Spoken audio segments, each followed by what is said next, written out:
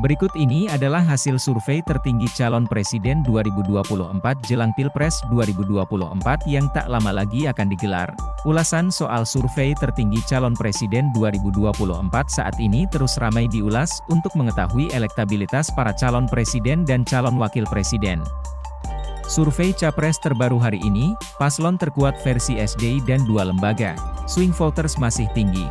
Survei Capres 2024, 17 hari jelang hari pencoblosan kembali dirilis.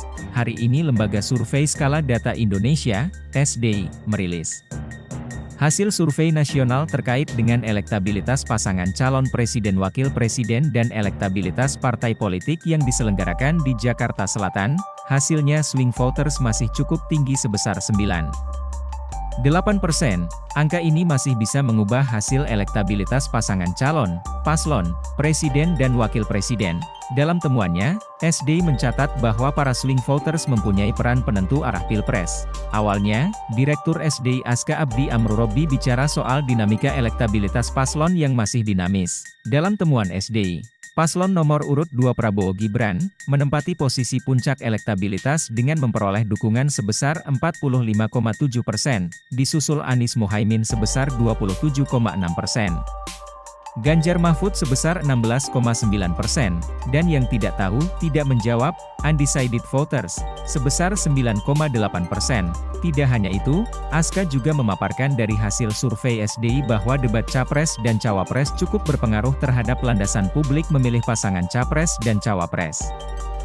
Sebanyak 29,8% pemilih menganggap debat Capres dan Cawapres berpengaruh terhadap pilihannya dan 23,5% menganggap cukup berpengaruh, sedangkan 22,7% pemilih menganggap debat biasa saja, 4,2% kurang berpengaruh, dan 8,1% menganggap tidak berpengaruh sama sekali terhadap pilihan mereka. Diketahui, survei nasional ini dilakukan pada rentang waktu 13-21 Januari 2024 dan menggunakan metode tatap muka langsung.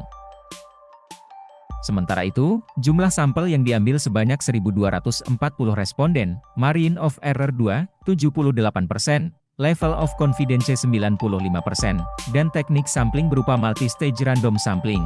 Rilis survei Carta Politika. Carta Politika melakukan survei elektabilitas Capres-Cawapres pada periode 4 hingga 11 Januari 2024.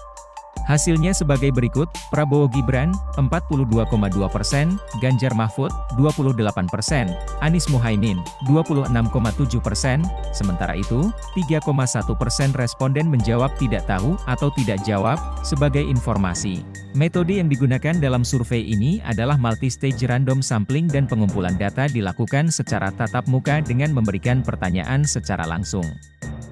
Jumlah sampel yang digunakan sebesar 1.220 responden dengan margin of error 2,82%.